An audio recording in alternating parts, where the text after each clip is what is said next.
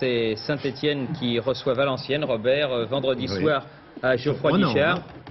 Il y avait beaucoup de monde et Castaneda a eu 2 interventions décisives au cours des premières minutes où Platini l'a fait un croche-pied involontaire à Corichi, l'arbitre ne siffle pas et Platini loge le ballon dans la lucarne du but du jeune Patrick Bas. On joue depuis 5 minutes et Saint-Étienne mène par 1-0.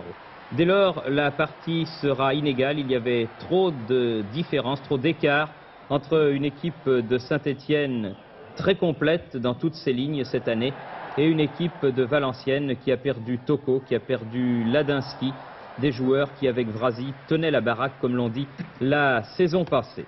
Bref, Valenciennes n'avait que son courage à opposer à Saint-Étienne où l'équipe, répétons-le, est beaucoup plus complète que l'année dernière. Rep est en plein boom, Santini est beaucoup plus à son affaire en demi-défensif qu'en stopper. La défense a été considérablement renforcée par la venue de Battiston et de Gardon.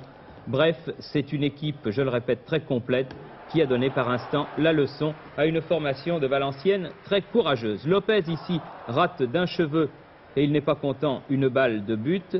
Et Saint-Étienne pour l'instant ne mène toujours que par 1-0. Mais on sent que les Verts à chaque instant peuvent marquer.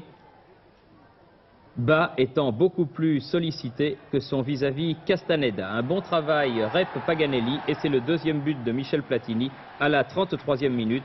À la mi-temps, les 2 équipes se quittent sur un avantage de 2 buts pour Saint-Étienne, 2-0, alors que ce but valenciennois sera refusé pour un hors-jeu indiscutable, M. Mouchamblet ayant levé le bras, signifiant cette faute. 3e but marqué par Laurent Rousset sur un coup franc de Paganelli. Patrick Bas n'est pas content. Il estime que l'avant-centre de Saint-Étienne était en position de hors-jeu, ce qui n'a pas paru évident de la tribune.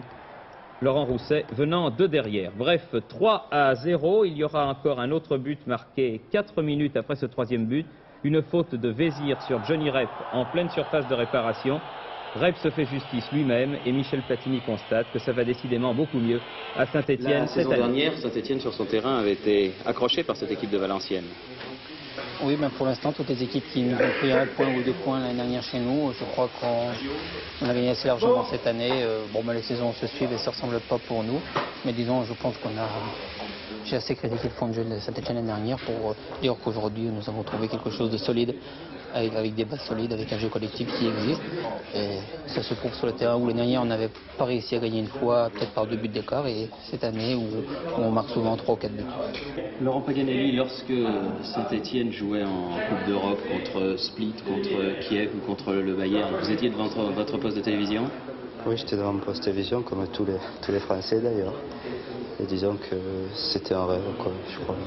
Alors, si je vous comprends bien, et si vous jouez mercredi contre Kuopio, ça va être un de vos jolis rêves d'enfant qui va se réaliser.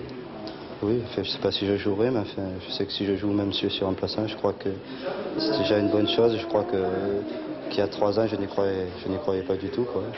Vous êtes resté en tout cas le jeune garçon qui n'a peur de rien, que vous étiez déjà en arrivant ici, et tout le monde se plaît à dire, Laurent, que vous allez faire une belle carrière justement parce que vous n'avez peur de rien, que rien ne vous effraie. Disons que rien ne m'effraie, c'est beaucoup dire. Disons que j'aime jouer au ballon, j'aime bien vivre, disons que... Vous êtes rentré en équipe première, là, sans complexe. Non, sans complexe, il fallait pas, si j'avais des complexes, je crois que ça n'aurait pas marché. Donc il fallait que je me libère à tout prix, je crois que j'ai réussi à me libérer.